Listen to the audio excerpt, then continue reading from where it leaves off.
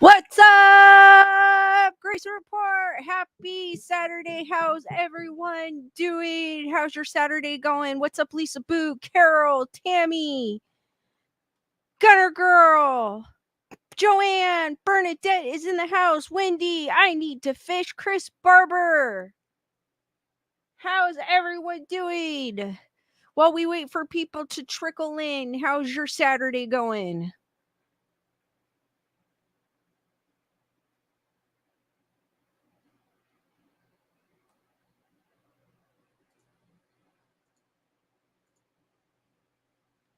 What's up, Brandon? Lisa Bugo's Project Metal Music says, A up, Project Metal Music.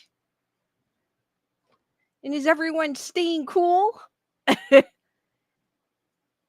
is hot today. I mean, even though I think it was only like 87, it felt like a gazillion degrees here.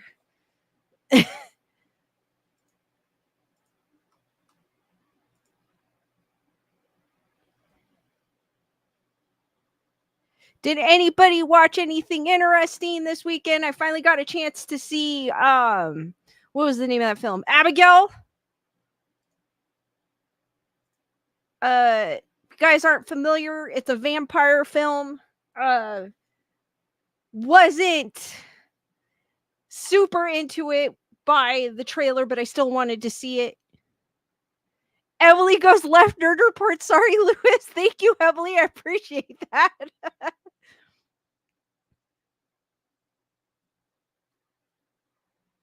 Wendy goes, it's the humidity here in Tennessee. Abigail. All right. I mean, it's a little slow burn. It is at the beginning because it's a slow burn. And then toward, I guess, the last half of the film, that's when it gets good. The little girl, the girl that plays Abigail, the ballerina in the trailer, she did an awesome job. Like, her acting was amazing. I give her props. Oh my gosh, like, she impressed me. I was impressed. I liked the concept of it. It's a different type of vampire film, but I like the concept of it. But like I said, it is a little bit of a slow burn at the beginning because it's kind of like they're trying to tell this, I guess, get the story going before the action happen types of things. But Melissa, what's her name? Melissa Barrera, I believe, is in there. She did an awesome job. But the little girl blew me away. I mean, I guess she's not so little now, but she blew me away. She did a really good job. It's different. I mean, I'm not saying it's the greatest film I've ever seen, but it is a bit of a slow burn at the beginning, but then once the action picks up, it's awesome. Like the fight scenes are kind of cool. It's kind of like, I don't know, like a little corny in it a little bit, but I did enjoy once the action picked up. I did enjoy it. It wasn't one of those where I wanted to turn it off. So there's been those where I want to turn it off and not watch it anymore. This wasn't like it. It was just kind of slow. Lisa Boo, thank you for your super chat. Hearts for Lisa Boo. Lots of love to you and everyone. Thank you, Lisa Boo. Nerd Report in the house. It is not on streaming yet. We just happened to get a advanced copy of it, so we were able to see it. It's not on it is on streaming, but you have to pay for it. It's not on a streaming service like I think it's supposed to come on Peacock, if I'm not mistaken. But it's not on that yet. So we were able to catch it because we got an advanced copy of it. So when it does, I don't pay for it, guys. I don't think you should. It's not one of those movies that I would pay for, to be honest with you, but do wait to watch it when it does come on available on a streaming service. Hopefully it's one that you have. I think Wendy, it's gonna be on Peacock is what I heard, but I don't know when. We just happened to get an advanced copy of it, so we were able to see it. But I wouldn't go out and pay for it. It is streaming, but you have to pay for it. But I wouldn't go out. I feel like it's not one of those where you should pay for it, to be honest with you. And normally with films though, I don't pay for it unless it's something I've been dying to see. But even that, I still wait. It's Universal, so whatever Universal is under, I think is Peacock, if I'm not mistaken. But it was I mean, it wasn't those kind of films where I thought I was wasting my time. Like, I thought it was different, it was a good idea. Like I said, little girl did amazing. She impressed the hell out of me. I know I can't act, but to see someone that young eh, she was convincible. Like, I was like, "Oh my gosh." So for her alone, I would watch the film, like, in my opinion.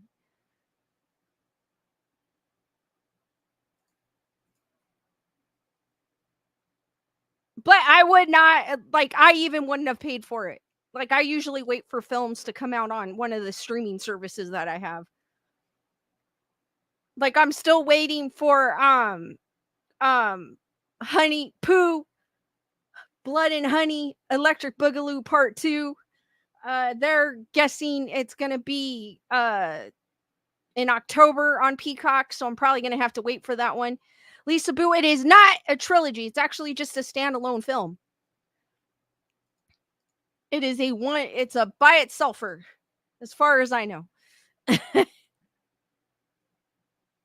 And you know me, I didn't like the first one, so I'm definitely not gonna go out and buy it is on streaming, I believe you can purchase it, but I'm not gonna purchase it because I the first one was so bad. But I heard the second one's better because they did have a better budget, so I am looking forward to that one.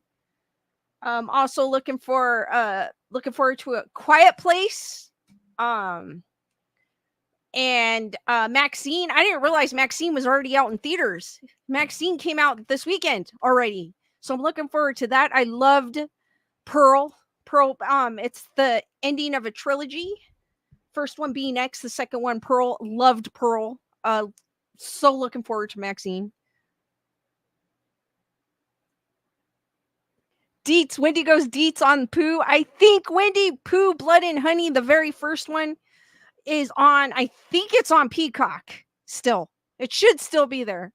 Um, Great idea, great concept, just the execution sucks. They didn't have a very big budget though.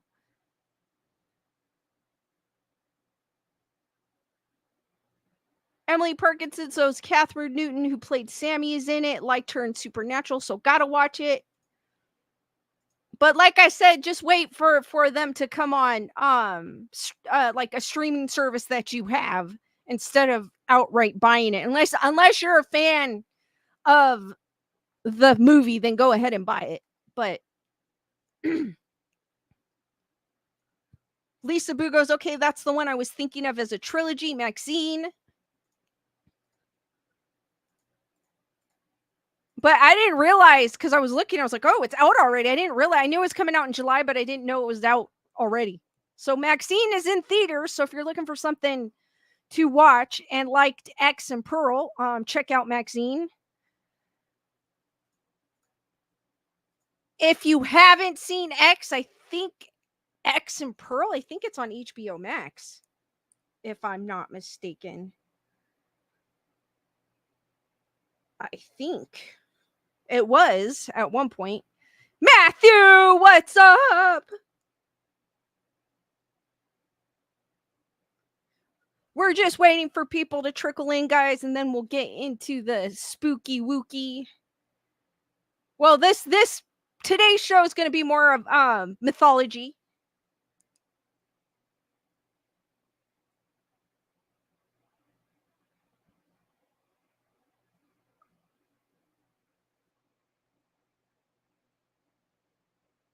Or it was on Max. I don't know what it's on now. Pearl and X. I don't remember. Nerdaperk goes fart report in the house.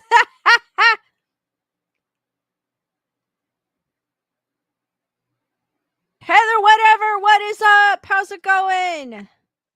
Shelly, how's it going? Jules, Fiegel, how's it going?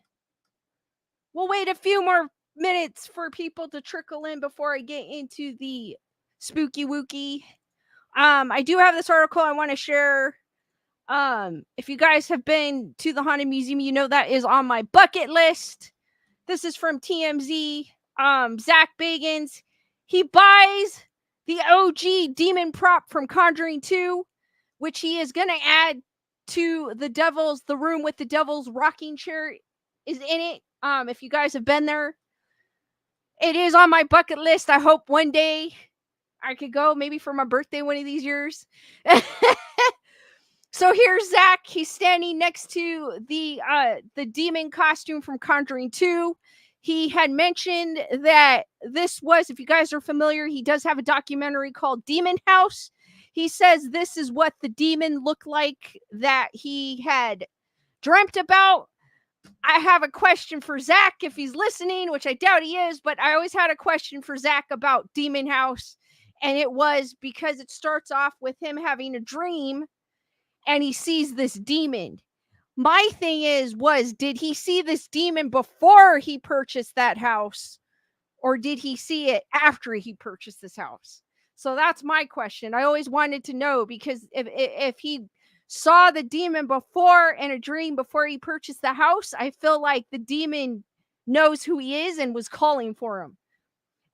And thank you for gifting 5 memberships. Welcome, Jules Fiegel, Trevor Higgs, Dreams, Hark, Jenny Smith, Edward, to the Wolf Pack. What's up, Jungle J? Hearts for Ann and all the new Wolf Pack members. Thank you, Ann. I appreciate that. I don't remember it being in part 2 either, Chris, but I'm not a huge fan of the Conjuring universe.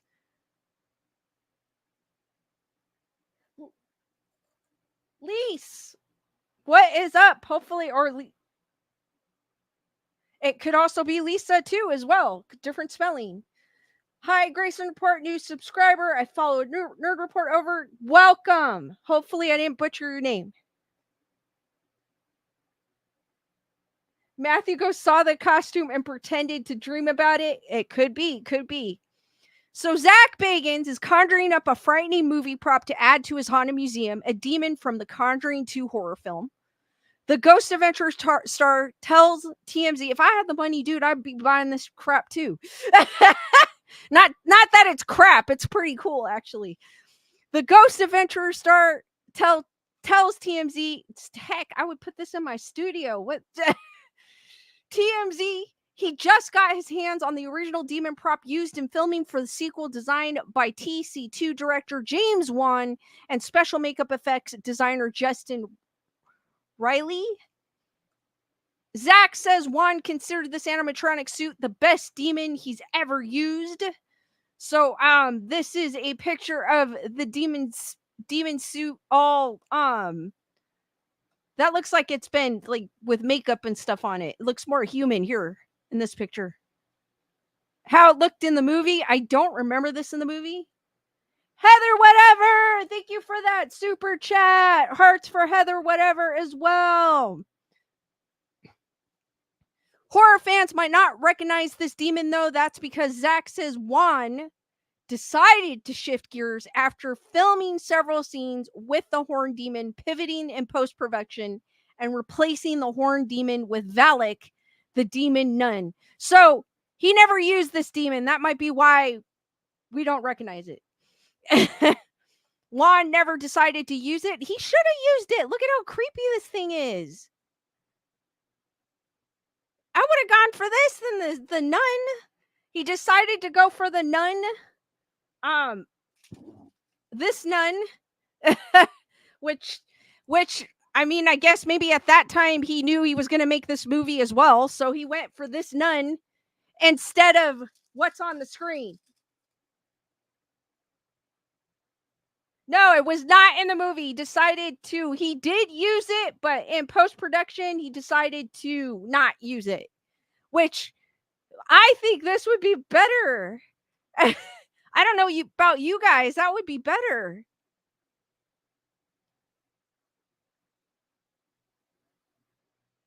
The reason behind the change, Zach says Juan felt the horned demon wasn't personal enough for the main character, Lorraine Warren, and the nun was a better fit. Ah.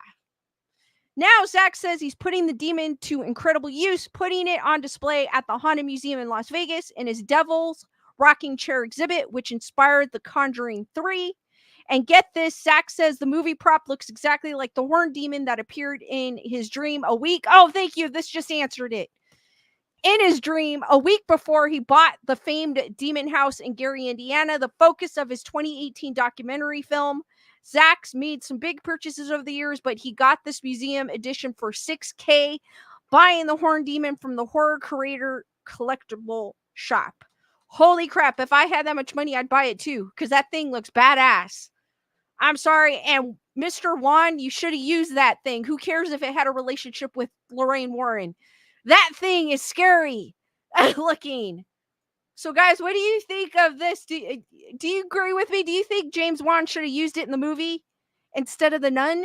Because, like I said, he decided to use the nun instead of that horned demon.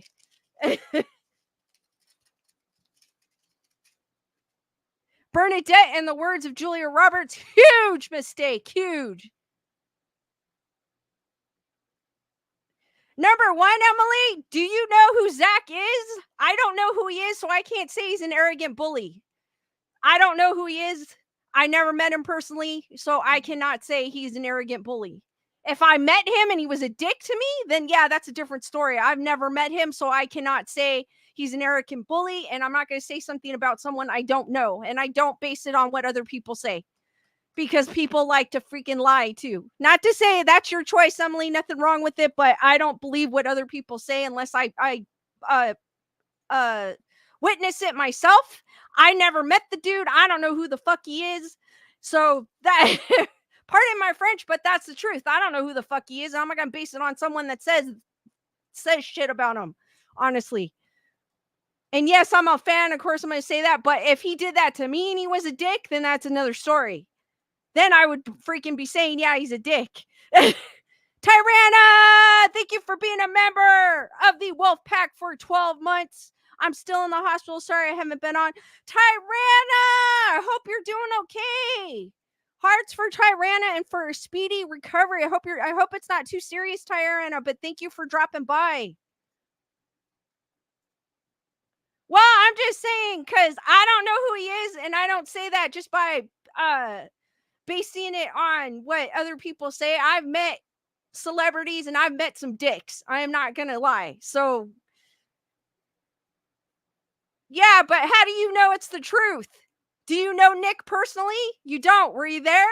No. I don't give a fuck what Nick says. I don't. Pardon my French. I don't. I don't know who he is either. Rooster, what's up? And I've met dicks in the business. So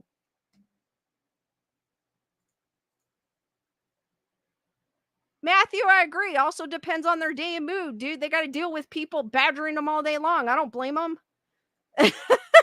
I don't.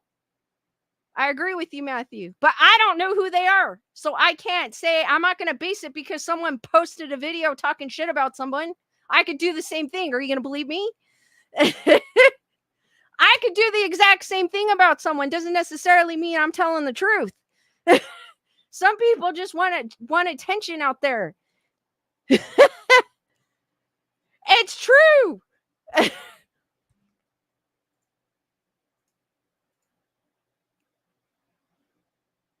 Jules Fiegels goes exactly. Hopefully I'm pronouncing that correctly. Sorry if I'm not. Exactly. I think there was a disagreement and they separated, went opposite ways. Plus, how I see it, Nick is doing his own thing. I don't watch him, but he's doing his own thing. So, like, to me, it's like, yeah, you had a disagreement in the past, but who the fuck cares? You're doing your own thing. He's successful. Like, why the F does he care? You know what I mean? That's how I feel about some of these people. Like, I was like, just move on. You're doing your own thing. You got your own thing. You own your own thing. So why do you care what anybody else thinks? I don't really watch him, though, so I don't know what he does, but Bernadette, thank you for your super chat for our spicy Lisa today. Hearts for Bernadette. Well, no, it just irritates me when people say stuff and they don't even know the person. You know what I mean? I don't know a person. No, nothing wrong with it, Emily. You can have your opinion. You're welcome to your opinion. I don't mind your opinion, but it kind of, even if I wasn't a fan, I don't know who the hell the person is. I've never met him. I've never met any of them. If they were a dick to me, then of course, I'm going to be saying they're a dick to me, but I don't know them.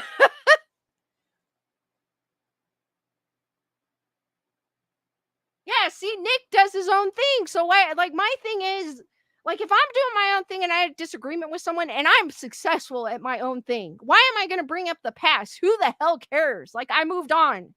I think that's the way I am. Like, I try to move on from my past. The past makes you stronger, not weaker. So I don't sit there and dwell and go, oh my God, about my past. I move on and go, okay, that happened for a reason. I am this person now. I'm stronger than that person before. I just know I'm not going to make that same mistake again. And I move on.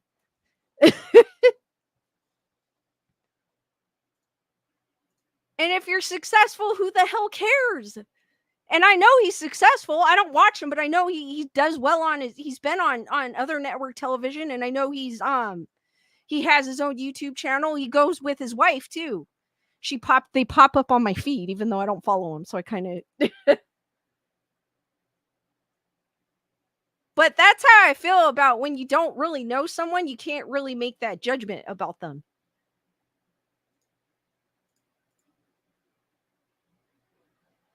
Juggle, yeah. How about we leave the topic in the past? All right, I think I got everyone here. But we are, like I said, we all can have our opinions. That's just my opinion.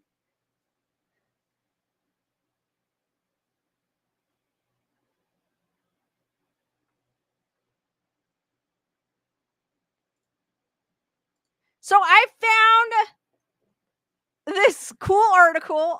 If you guys have been following me for some time, I love mythology. Greek mythology, it doesn't matter, like folklore mythology. I've always loved it.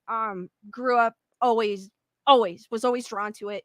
Guys, as always, before I forget, Skeleduck is somewhere in this background. Just remind me by the end of the stream, and I will reveal his location. If you do not know what Skeleduck looks like, I'll put his picture. He is in the upper right hand corner. That is what he looks like. He is somewhere in my background. I move him every stream.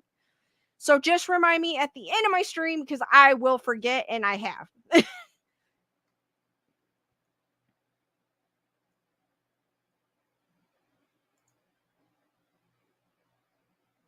Lisa Boo goes, I love mythology too.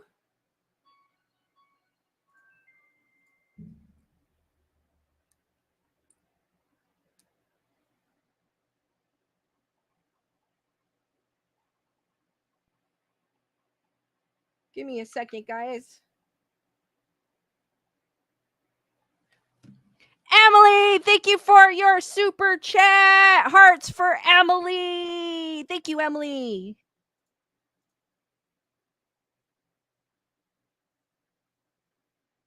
So I found this cool article. It is from one of my favorite sites. All That's Interesting. It does have a lot of interesting stuff. Not just like, it does have paranormal stuff, but it does have like history and just strange like mysteries and true crime stuff here. So if you're ever looking for some light reading, check out All That's Interesting. I am not sponsored by them. I just like their site. So this is inside the disturbing story of Persephone, the ancient Greek goddess of the underworld, which is weird. When it came up, and I was like, wait a minute, Persephone? Nerd Report, thank you for the super chat. Lisa seems to be heading down a darker path. Today, she shocked everyone by dropping an F-bomb. Who knows? Tomorrow, she might even start wearing eyeliner. Hearts for Nerd Report, guys. Thank you for that super chat.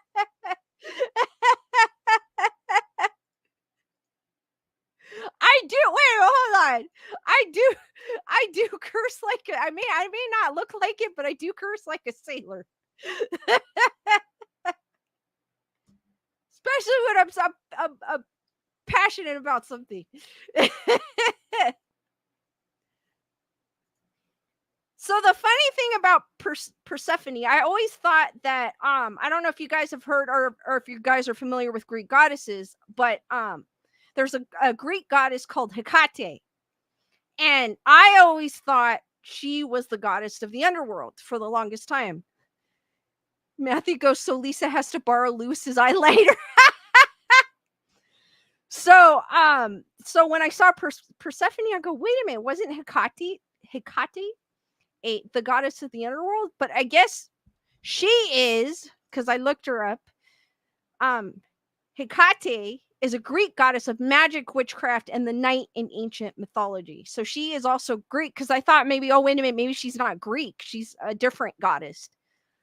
Logical Spark, what is up? But it looks like Persephone is the goddess of the underworld. In Greek mythology, Persephone is the daughter of Zeus and Demeter, as well as the goddess of spring who rules the underworld alongside her husband Hades. In Greek mythology, Persephone is celebrated as the goddess of agriculture. However, she's perhaps best known as the wife of Hades and the queen of the underworld. The most famous myth about Persephone tells how Hades abducted her from a field one day and dragged her to the underworld, forcing her to become his wife. Her mother, Demeter, that was her mother, Demeter, that does not seem like a motherly name, became so depressed that she neglected her duties as the goddess of the harvest, sending the world into famine. So this is a depiction of Persephone before she was carried away by Hades or kidnapped.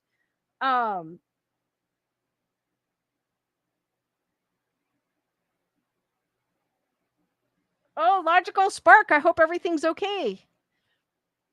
As the story goes, Zeus then intervened, forcing Hades to allow Persephone to return to the land of the living for part of the year. The ancient Greeks may have used this myth to explain the changing of the seasons, as the earth was bountiful when Persephone was with her mother, but became barren when she returned to the underworld each year. Tales told in the dark, what is up? Lisa's saying she had to marry her uncle? Yuck.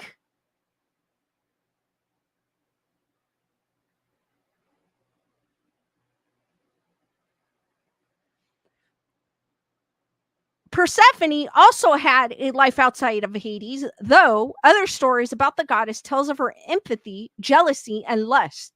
She has been depicted in countless works of art over the centuries, from classical Greek pottery to Gian Lorenzo Bernini's famous statue, the the R of Proserpina. She even inspired an ancient cult. Oh no. This is the story of Persephone, one of the most revered Greek goddesses. I know a lot of there are a few, I know Wicca, there are a few religions out there. I mean, I guess Wicca is still I consider it a religion. There is a few religions out there that do worship goddesses, and they do, I know in Wicca they do celebrate the changing of the seasons. So and I know there's some people that do worship Pacific goddesses. I'm not sure if anyone, well, I don't know anyone that does worship Persephone, but she seems like a pretty cool Greek goddess.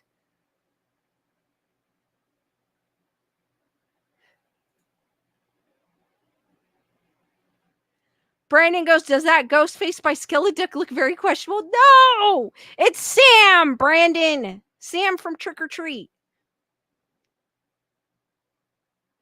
Oh, Logical Spark. I hope he's okay. Lise goes, aren't Zeus and Hot? It's Hades. I don't think so.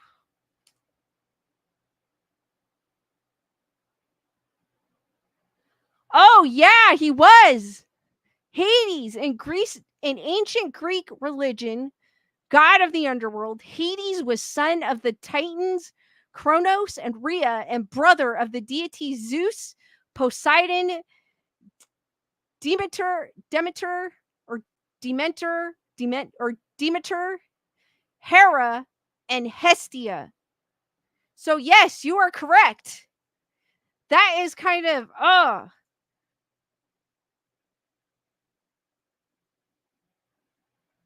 that is, yes.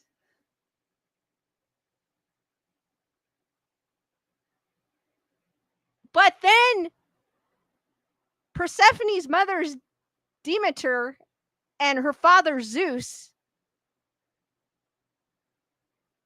and it says brother of the deity Zeus, Poseidon, Demeter.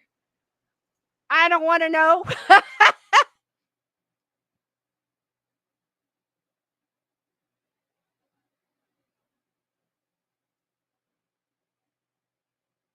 Oh, the ghost plaque? The one on the right above next to the hats? Is that the one you're talking about?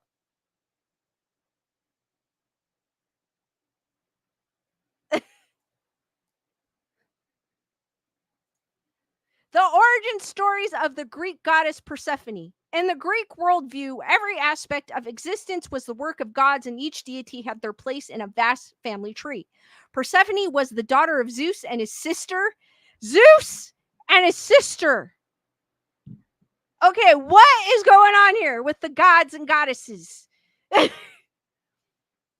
Demeter, two of the most important of the 12 Olympians. The most famous version of how Persephone came into the world is from the 495 line Homeric hymn to the.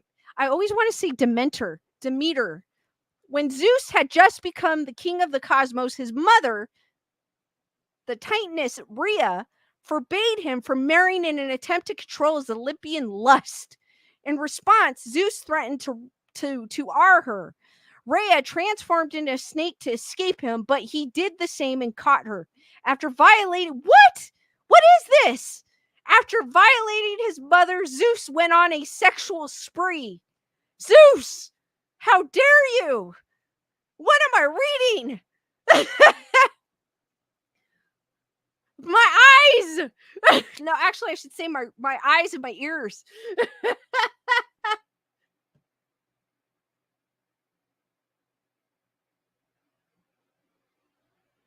As noted in Robert Graves' The Greek Myths, he fathered the seasons and the three fates of Themis, the charities of Eurynom. I am probably butchering that. I do apologize. The three muses on Mnemosyne, and some say Persephone, the queen of the underworld, with Demeter, the goddess of the harvest. Persephone was so beautiful that the other Olympians called her simply Core or the Maiden. It wasn't long before many had asked to marry her, but her protective mother kept her hidden. However, one god refused to take no for an answer.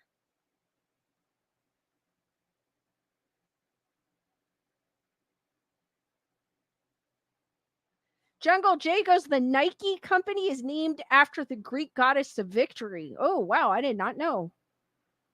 Kind of cool. The disturbing myth of Hades and Persephone. Hades, the king of the underworld, fell in love with Persephone, the maiden with the delicate ankles. He asked his younger brother Zeus for permission to marry her. Zeus knew that Demeter would be furious if he agreed, so he said that he could neither give nor withhold his blessings. Hades took that as a yes. Soon, Persephone would be Hades' wife.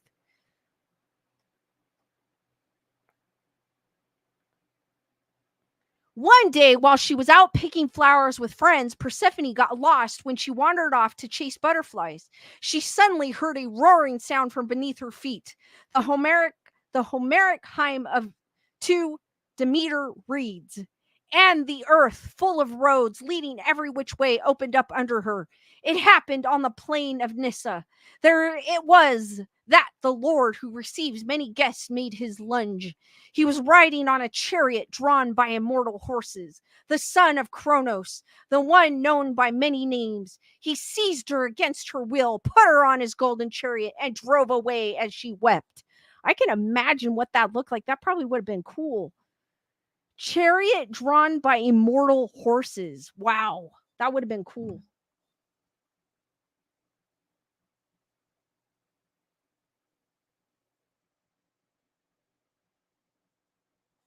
Emily goes, the supernatural episode, Zeus was a dick.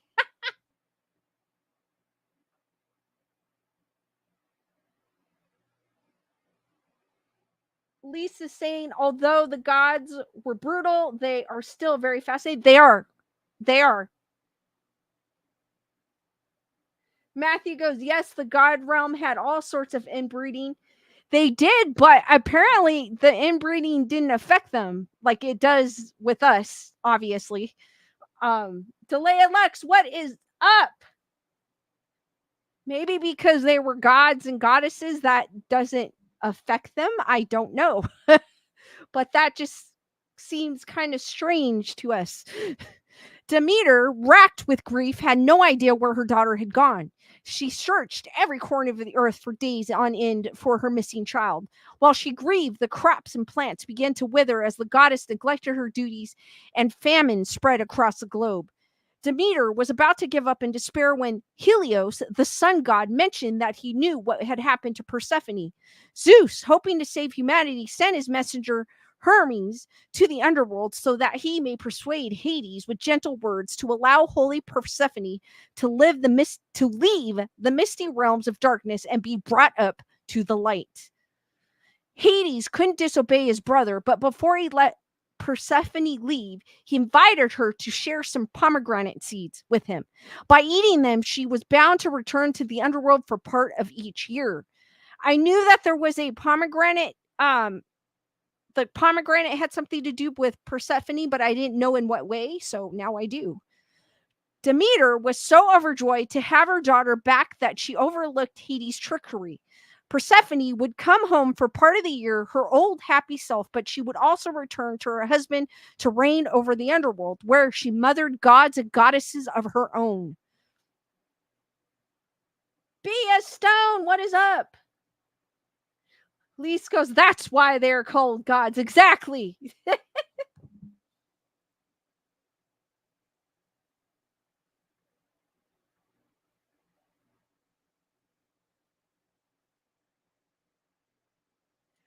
Who was Persephone to the ancient Greeks? So, the article also mentioned that um, the story or the myth might have been brought about because of the changing of seasons. So the land goes barren. That kind of sounds what the land goes barren during winter. So that sounds like kind of a winter. So they said when Persephone left, her mother went into like this depression in a way, and she did not do her duties, and that's why all the crops died. But then when Persephone returned, which is spring, everything started to grow back up. So it does make sense. It does. That's an interesting twist to it. I never thought of it that way, but that's kind of interesting. Who is Persephone to the ancient Greeks? The tale of Persephone, the wife of Hades, is likely the story ancient Greeks told to explain the changing seasons. For 2/3, 1/2, or 3/4 of the year, depending on the version of the myth, she made the earth bright and bountiful. The rest of the time, it was barren and cold. Part of the legend tells how Demeter, in the form of a grieving old woman, visited the cities of Ulysses,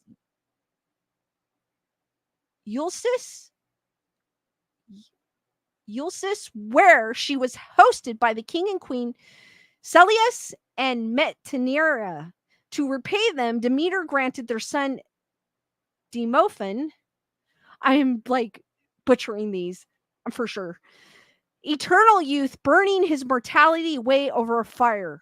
When Metanira interrupted, Demeter revealed herself and ordered the Eleusinians to build a temple, the Telesterion, for her as an apology. The ritual performed there to honor her and, by extension, her daughter were called the Eleusinian Mysteries.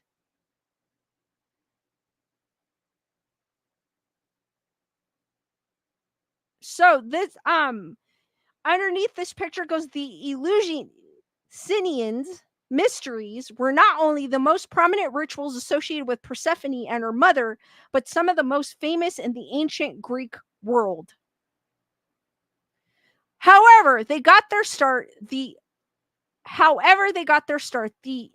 Eleusinians mysteries were real and among the oldest, most famous, and most revered religious events in the ancient Greek world. They began around the 7th century BCE and continued for over 1,000 years.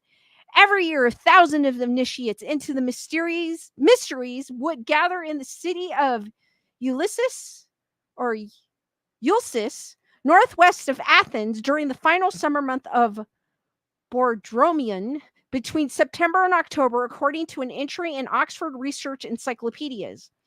The mysteries were appropriately named. Little could be known for certain about them then or now. It's thought that initiates would bathe themselves in the sea, fast, and take part in rituals meant to reflect Demeter's search for her daughter and her despair when she could not find her, all in hopes of securing a blessed afterlife. So it's like appeasing the gods. The rituals were divided into two main parts: the lesser mysteries held in the spring and the greater mysteries held in the fall. The greater mysteries, in particular, were kept so secret that no one knows what they involved to this day. Some scholars have suggested initiates took a psychoactive drug to explore questions of life, death, and existence in the darkened telesteron. Others have theorized that the mysteries involved the actual and possible ritual murder of a young maiden representing Hadon's wife, Persephone. So this is a picture of the ruins of Telesteron today. Less than 2,000 years ago, Persephone's worshippers would gather here annually.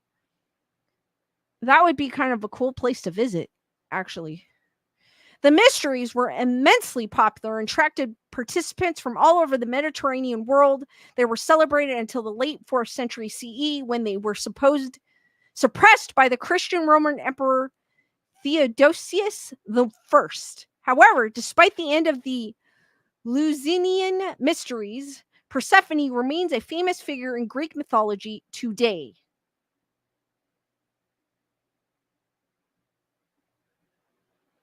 Emily goes, if you take the Bible for truth and not a book, then we're all inbred, started with Adam and Eve.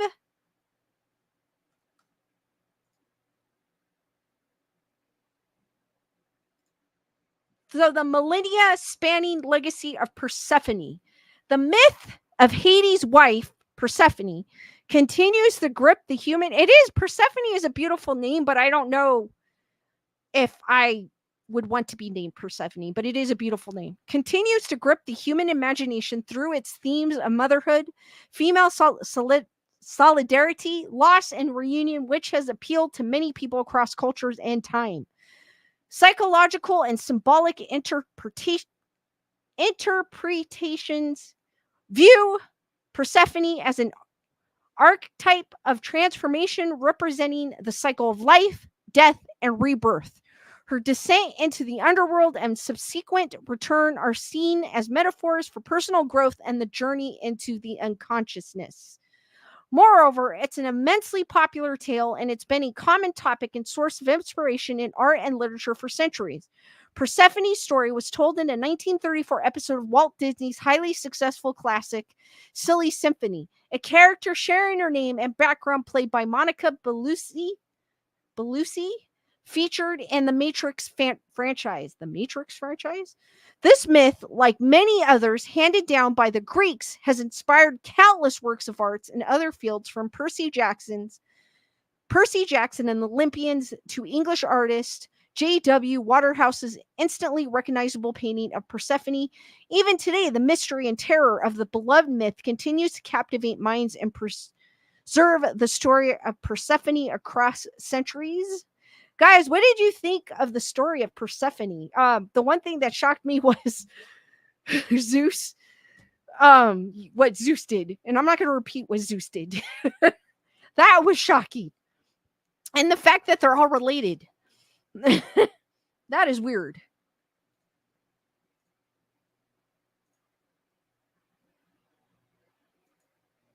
And how they worshipped Persephone. I know that there might be some people that still worship her to this day, but it's not as widespread as it was before.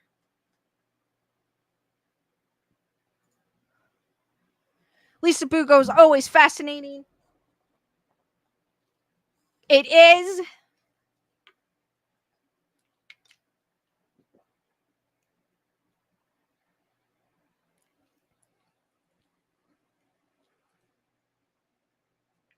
I always find them fascinating. I always it's kind of cool to see where how people perceive things back then with the mythology, because as I said earlier, they had said that maybe it was in reference, this story is in reference to the changing of the seasons. I find that fascinating. I think that's kind of cool. It is cool.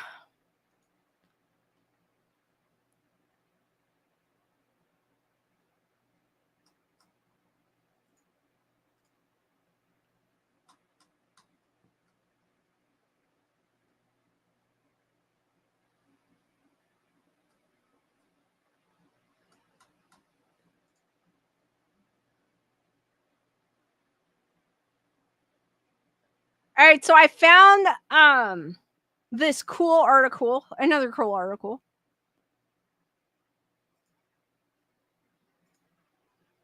That just popped up. It's probably more true crime-ish than anything, but it goes, sisters thought ghost was living in their house, but discovered it was something much more sinister. Lisa Boo goes, yes, and how different cultures share them. Yes, exactly. And how they perceive them too, because everyone perceives the stories differently. So true. Very true. So in 1986, two sisters reported a ghost. They did not proofread this article.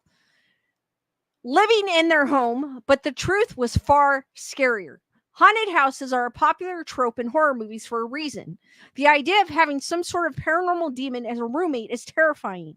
But it turns out, I mean, it's terrifying for some. I think it's actually kind of cool. But it turns out there's a far more sinister alternative to sharing your home with Casper the Friendly Ghost, and it will leave you sleeping with the lights on. In 1986, Tina and Karen Bowen started to notice some strange things happening in their Massachusetts home.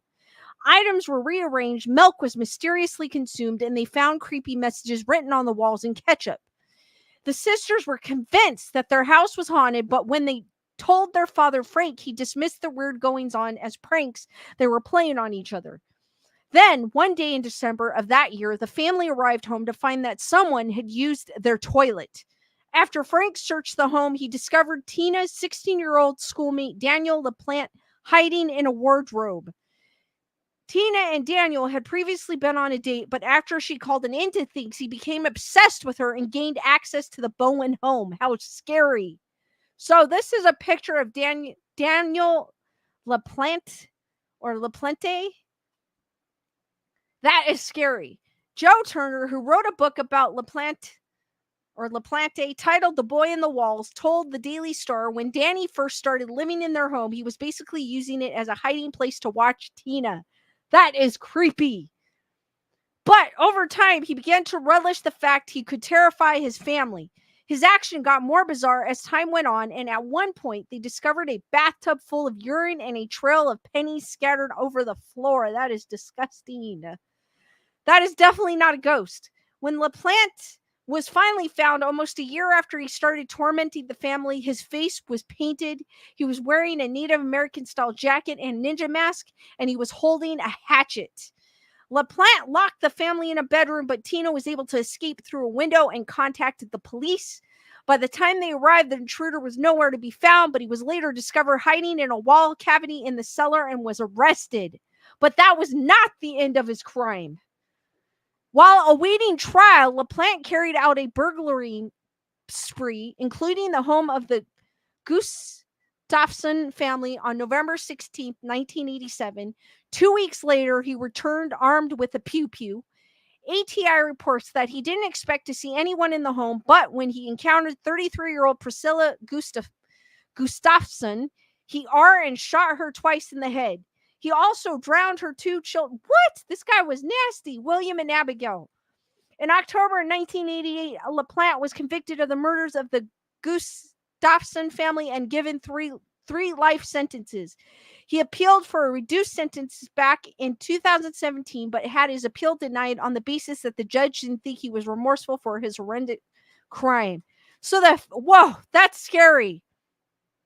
So he became obsessed with one of the girls that they dated once, and she like kind of was like, no, you're not for me. He hid in their house for a year. So I'm thinking if he did that to the second family, that would have happened to the first family. But he is crazy. Whoa, that is scary.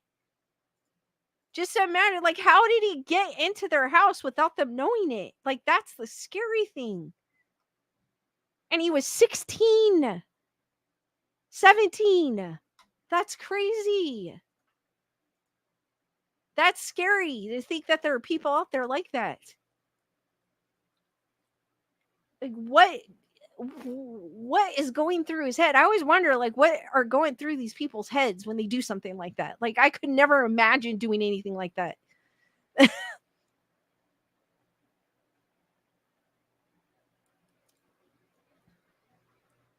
Chris Barber, I agree. That is freakier than a ghost. I think I would have rather wished it would have been a ghost. Because the fact that it's a real person makes it scarier. Like, sometimes the living is scarier than the dead. And this story proved it. Like, what kind of childhood did he have? I mean, to even think of doing this to someone, that is just, oh. I'm glad the judge dismissed it and said, no, you're staying with your 3 consecutive whatever he got, I don't remember, but you're staying with it and you do not feel remorseful. Jules Fiegel goes, I'd prefer a ghost. Definitely. I mean, obviously, Witzel would use the toilet. Obviously, that's not a ghost. I don't think ghosts use toilets. But that is scary. That's definitely a scary, not in this paranormal type of way, but in the true crime. I agree, Jules. I'm glad he's in jail. Bia goes, makes me want to check all closets and hidey holes. Exactly. Makes you like triple check before you go to jail. Or not go to jail, before you go to bed. Go to jail. I mean, I always make sure my closet door is closed. That's just my thing before I go to bed. Lisa Boo goes, do not pass. Go directly to jail. Exactly. That guy was something else.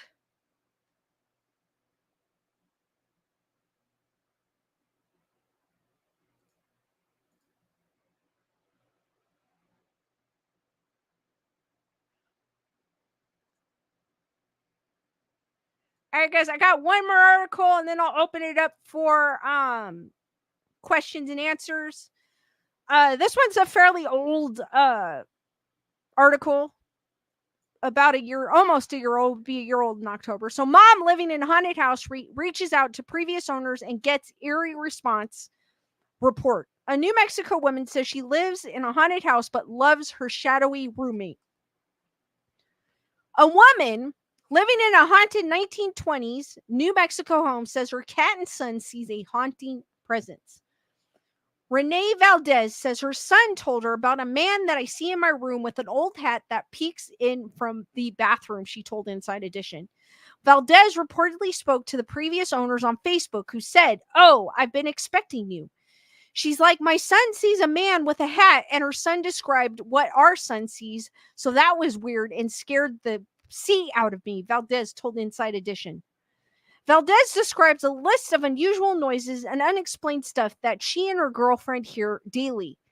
There's an unconnected doorbell that violently dings at night, a basement camera that caught the chairs sliding across the floor, and an Alexa device alerting them about calls ringing from inside the house. She said that is freaky. However, what freaks her out is her pet's response. The pets have the most reactions, says Valdez, who specifically mentions her gray cat, Ruth, which I do believe cats can see things that we can't see, or animals in general, not just cats. Ruth sees things in the bedroom constantly. I mean, they interrupt her, it follows her, it modes around, Valdez told Inside Edition. I mean, she's always seen it, and that freaks me out. I don't like her reactions because her ears go back. She's definitely following something that's up there. Valdez, her girlfriend, her son, and the pets still live in the house and plan to stay there with their shadowy roommate. I feel like I'm in its space more than it's in mine, in a way, Valdez says. Whatever it is, it's here before us. They're not bothering me, so I'm going to let it go. I kind of love him, she said. Like, in his own way, he's like the icing on the cake of this creepy 1920s house that I bought. So hey, at least she's cool with living. I mean, she kind of accepted it, so that's kind of cool. Lisa Boo, I do agree with that too. Lisa Boo has said pets and kids, and I do agree, kids as well, young kids. It's just some adults that have the gift, it just continues into adulthood. But kids, I think we all in a way are in tuned to what's around us. I just think some people are more in tune than others.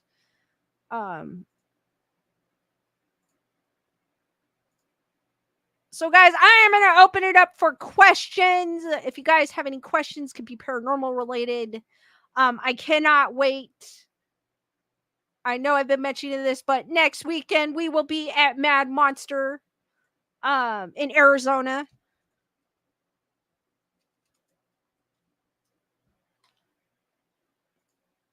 We go every year. It's a place I look forward to. I don't look forward to the heat, but I do like Arizona. Don't get me wrong, I do actually. But real quick, well, we are going to be at Mad Monster Party next weekend. I know a few of you are going. It's always a blast. It is a horror convention. I will be streaming live. I'll go through the showroom floor. May walk through the hospital. Oh my god, hospital. I can't talk. The hotel. This year they're having John Barenthal. They're having there's usually at Arizona there's the people that always go every year. Ken Forey is usually one that goes every year. Kane Hodder is there every year. If you ever meet Kane Hodder, he punches you in the shoulder when he meets you. I got punched in the shoulder. And at the year that I went, I also had my Jason Loungefly bag, which I have another one that I'm taking, and he pointed it out because Jason is my favorite slasher movie. But they're having a good cast of celebrities that are coming in. What makes this it's kind of like a convention. What makes it's more personal, it's more intimate. It's cool because you could be sitting at the hotel bar and there could be a celebrity sitting at the bar having a drink. Like last year we had Robert Englund just sitting there, like just eating his dinner. So I mean, you don't know who, or you can run into him in the elevator or going out the hotel. I mean, I don't know who I'm going to run into this year, so that's going to be interesting. But Lisa Boo goes, wish I could go, but we'll watch your vids and streams. I will definitely be streaming for those of you that can't make it. Emily goes, the older movie Hider in the House with Gary Busey was good. I kind of felt sorry for him. You know what? I've never seen that one. I Need to Fish goes, same Lisa, but the original Friday 13th was the best one. I actually like I Need to Fish. I like the second one. The second one. The second Jason happens to be my favorite. I love the potato. I call him the potato sack Jason. I don't know what they call him, but he is actually my favorite. From part 2, I do like the final girl, I guess you could say, in that one too. The funny thing is, one year for Mad Monster, we got to pick up celebrities from the airport, and she happened to be one, so I got to walk her to the car, so it was kind of cool. And the composer, I know I always tell this story, but I find that cool that I got to meet her at the airport, and then I also got to meet the composer to Friday the 13th. And at that time, we had the same watch. So the entire weekend, every time he saw me, he would go like this because we had the same exact watch. It was cool. Nerd Report goes KKK Jason. Chris Burr goes, what the hell is the Dukes brothers? Go, yeah, the Dukes of Hazards are gonna be there. I mean, one of the Dukes of Hazards was in Smallville. So I mean, I guess just because it's a horror convention, they also have I mean, they have Sid from Slipknot going. So it's not necessarily, I mean, well, Slipknot's kind of horror-ish if you think of it, but they do have musicians that go too. It's not just it's a plethora of people that go. I mean, they're having Michael Rosenbaum go, and Lou Diamond. Well, Lou Diamond Phillips was in Lost Boys, but was he in Lost Boys? No, he wasn't in Lost Boys. He was in La Bamba and Young Guns. I'm thinking not Lost Boys, Young Guns. Thinking the wrong thing. Nerd Report goes, both are in Smallville. I Need to Fish goes, Jason Takes Manhattan. Oh my God. I mean, they went crazy with some of the Jasons, I admit. It's like, oh my God, they're making another one? What? You know what I mean? They're still trying to make another Jason, believe it or not. But they're having issues with the that's why the Friday the 13th game, if you guys, I don't know if you're familiar with video games, they had this awesome game, Friday the 13th, where you can play, the characters from Friday the 13th, or you can play Jason himself, and you go around, you would either be the killer or you would be the one of the characters. And they had to end it because I don't even know if you could still play it. They had to end it because of the issues that they're having.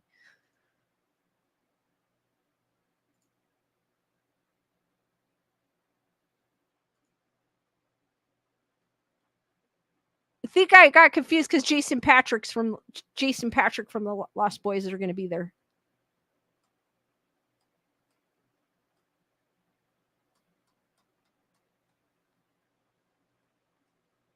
And they usually have, I don't know if you guys are familiar, I don't know, last year I don't think they came, but usually they have the gentleman from the Greasy Strangler. I have never seen that film, but I guess it's a cult hit, I want to say, but I've never seen it myself, so I'm not sure.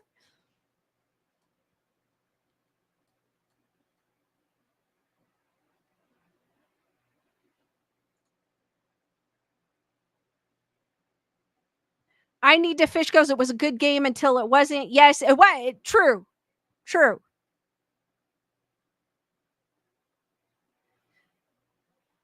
I agree. They should have had Jason in DBD. I did play that game too as well. I had it where you could play Saw. Oh my God, I had so much fun. I sucked at those games though. I suck at those games. I just wanted to play because you could play the people from Saw or true, but I have a feeling they can't get the rights to him because even the people trying to make another film is having issues with that. Yeah, there was a Jason in space. I think it's Jason X. Chris. They went crazy. It's like with Hellraiser. Like I always say, I'm a huge fan of Hellraiser, but it goes 1 to 4. After 4, it goes downhill. You don't want to watch after 4. It just goes. I think it's because of Halloween and basically because of Halloween. Um, I want to say because of Halloween because I don't consider I mean, I guess Texas Chainsaw is considered. I don't consider that a slasher though, but I guess it is. I consider more Michael Halloween a slasher film than I do uh Texas Chainsaw Massacre. But because of the popularity of those films, they just went crazy. They just went with it. So there was what? There was Terror Train, there was My Bloody Valentine, there was uh freaking it goes on and on and on and on with slashers. Don't get me wrong, I love that's my favorite subgenre. I love slasher films. Nerd Report goes Leatherface is a slasher. I don't consider it a slasher though. I don't maybe because in the very first film there it has no blood or lack of blood, I should say.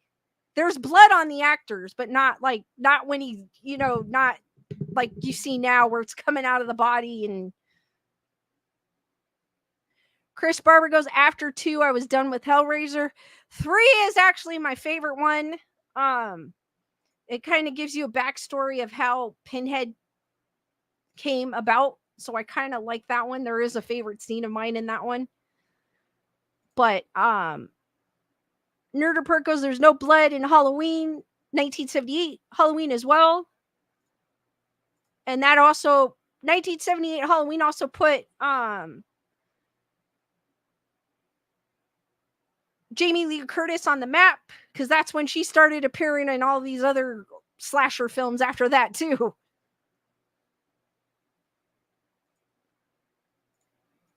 I don't know. I consider slashers like knives and I guess you're right. Texas Chainsaw is because the you know the chainsaw. But I want to say it became really big with Halloween.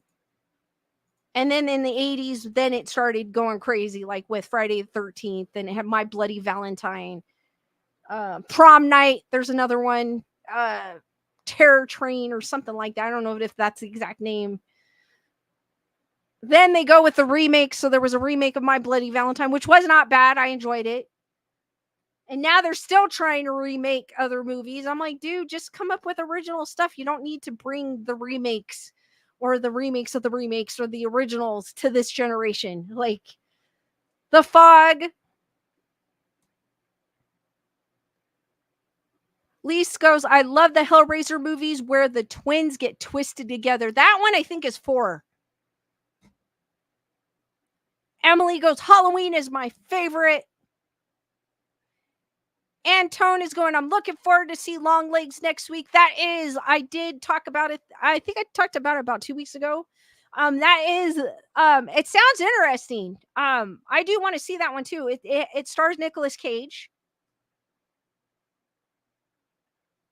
Matthew goes, it was more into suspense instead of gore, especially with the Carpenter score. Yes. Now all the movies, it's like gore, especially I'm gonna mention Rob Zombie because Rob Zombie likes gore. He does a lot of gore. He's yeah. So Saw movies, gore, but I do like Saw because it makes you think. Lise goes, the Saw movies are my favorite. I like Saw 2 as well. One of my favorites.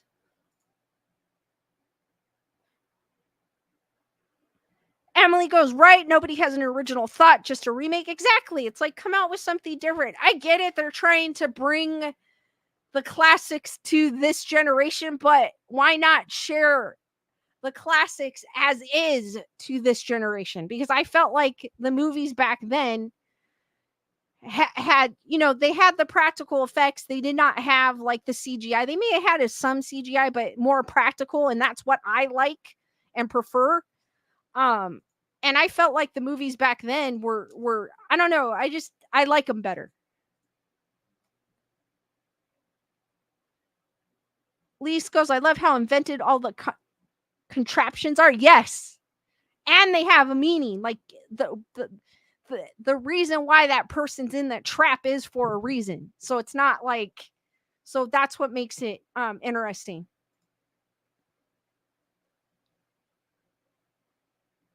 Matthew goes Sam Raimi gore, but he goes further by making blood different colors for less censoring. Sam Raimi is cool. Antone goes, what about the Critters films? I do have a Critter behind me. I have to rewatch those. It's been a while. I do not remember them. It's been a while since I've seen them, but I do what I remember of it, I did like it. I prefer the older films because of the practical effects over the CGI, but not to say that CGI is bad, because I have seen some great CGI films where you can't even tell the difference. They do a beautiful job. And I know some things require you to CGI because it's impossible um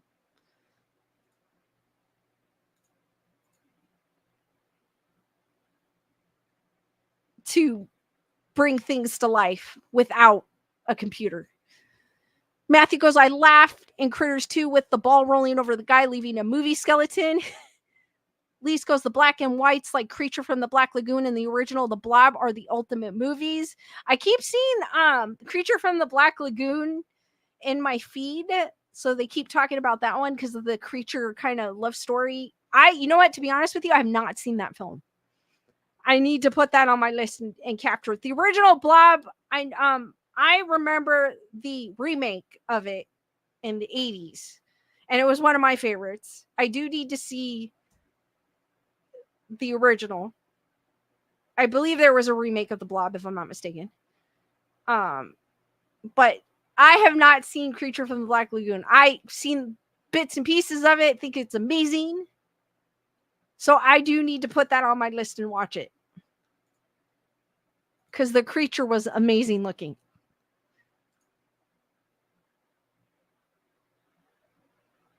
Matthew goes, I watched Creature plenty of time when my 3D TV worked. It's weird. I have not seen that film. I need to put it on my list. I do. That is weird.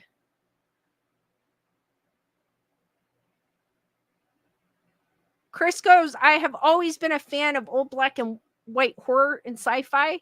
You know what I miss? Because I used to every year, because I don't have cable television anymore, I usually just go off of like YouTube or streaming. What I miss, and I used to watch every year for the 4th of July or New Year's, was a Twilight Zone marathon. And I was just thinking about the other day, and I was like, oh my God, I remember I used to watch Twilight Zone all the time, and I haven't seen it in ages.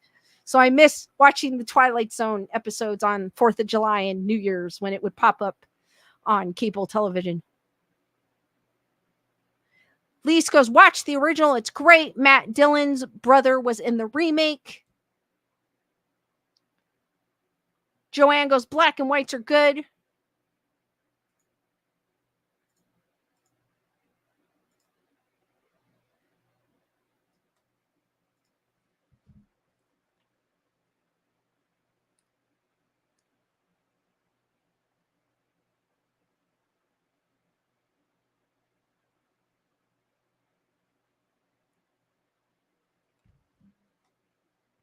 Lise goes, the original Fly was great. Emily goes, One Step Beyond was good too. I saw the one with what's his face in it? The Fly with what's his name? Jeff Goldblum. That one I did see. Antone goes, if there's one scene that stuck with me when I was a kid, is the nuclear war scene from Terminator 2 Judgment Day. Oh yes. I grew up, I love Terminator. One of my favorites. That kind of it scared me kind of in a way to know that there were the possibility of a person that looked like one of us, but was when I was a kid, not now. Possibility of someone looking like us, but actually being a robot. And we may be closer to that now than we think. Because there's people, they're already developing robots. Chris goes, I have the Twilight Zone box set. I think the Twilight Zone is on one of my streaming services that I have. So I gotta look. I miss watching it. I was thinking that the other day, and I go, I miss watching my Twilight Zone marathons. Lisa Boo, I go, I never looked at a fly the same after that movies. It's like, oh, I don't want to kill you. You could be someone. No.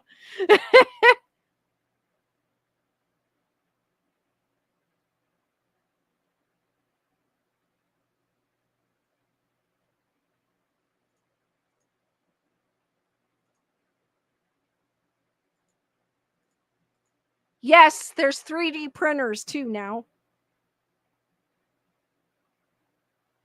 Lise goes, it's hard finding scary movies that make me jump. Any suggestions? To be honest with you, I do not. I'm the same way as you. I don't watch horror movies to scare me. I watch them because I enjoy them. I just enjoy watching them. They always bring joy to me. I could get lost in them. I don't watch them to jump, but there will be those ones where you don't where it catches you off guard and you jump. But honestly, I don't really watch them to be scared, so I can't really give you a suggestion. I watch them because I just enjoy watching them. I enjoy horror. It's just one thing I like. So I don't watch them, like I said, to get scared. Not anymore. Maybe when I was a kid, they would scare me, but not anymore. And there are things where I'll say, "Oh, this is going to happen," and something else happens, and then I jump and I get mad because I'm like, "Oh, I thought he was going to do something else. Like, what the hell?" Joanne goes, "The horror shorts are good to watch." I do. Oh, I on YouTube. Joanne, thank you, Joanne. That reminds me. On YouTube, there are a bunch of horror shorts by people that I found were really good. Um they weren't scary, but they're really good. Like, dang, these are better than some of the movies out there. So if you are looking for something like different, try the horror shorts.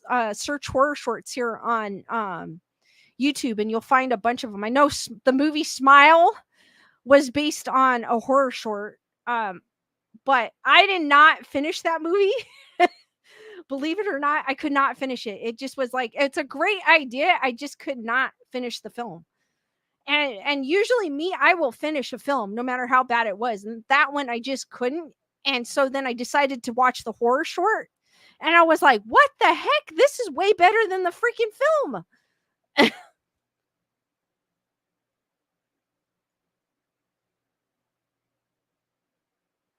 Chris goes, the OG with Vincent Price was the best. Yes, Vincent Price is amazing.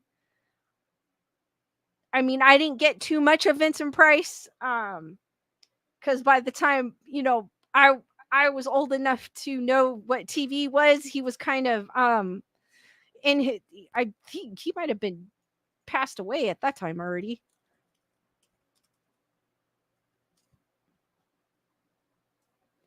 Oh, no, he was still alive. He passed away in 1993. So I got a little bit of him when I was younger.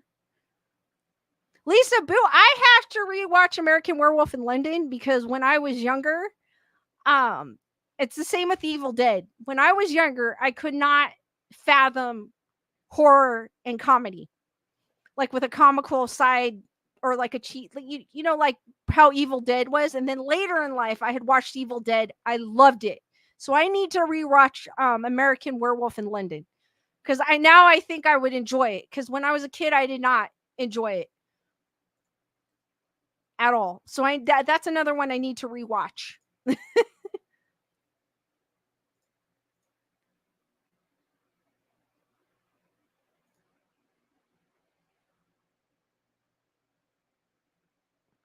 Lisa goes, I was just thinking that a lot of us are telling our ages without saying how old we are.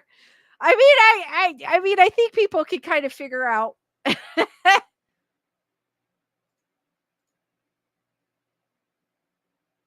Joanne goes, Vincent Price did an intro for an Alice Cooper song. That is cool. He was also in, most people know him. He was in Michael Jackson's Thriller. Oh, I loved, loved, loved. I love that video and I love that song growing up. Antone said, skip the American Werewolf in Paris. That was horrendous. Okay, I'll keep that in mind. Yeah, Vincent Price was amazing. But he did live a long life.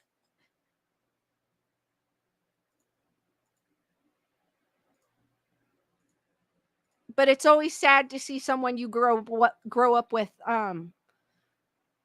pass away. It is. You're like, "Oh my god, I grew up with that." Even though you didn't know them personally, it's just something like that person was a part of your life growing up or wow. I'm getting a lot of that now. There's a lot of actors that I grew up with that are passing away or have passed away and I'm like, "Oh my gosh."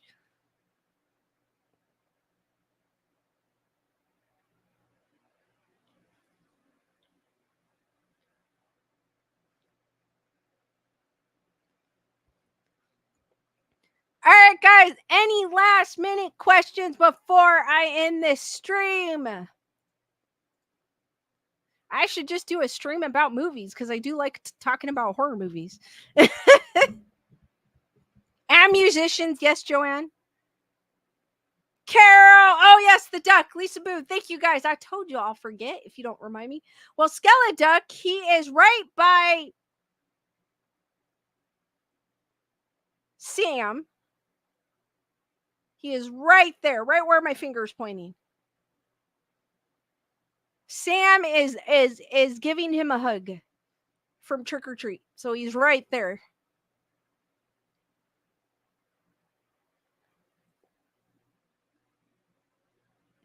Antone goes, I've read on the net that there's a 28 years late. Yes, there is. I cannot wait. That film 28 weeks later and 28 days later.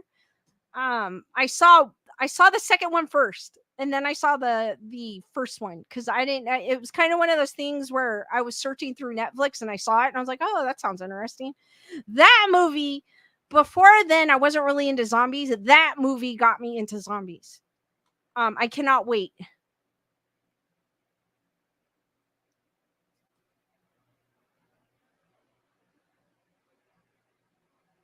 Oh, you're welcome, Lise. Lise says, I'm glad I followed Nerd Report over here. This is my kind of channel. I am glad you like this. And welcome.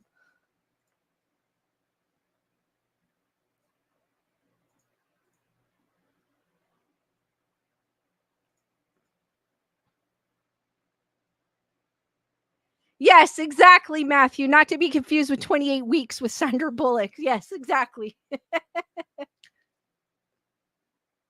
With almost a very similar name.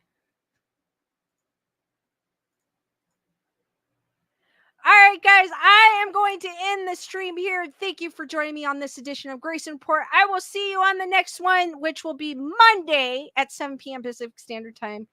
Be there, be squared, stay spooky, guys, and sweet nightmares. And I will see you on the next one. Thank you, guys, and good night, and have a good rest of your weekend. Good night, guys.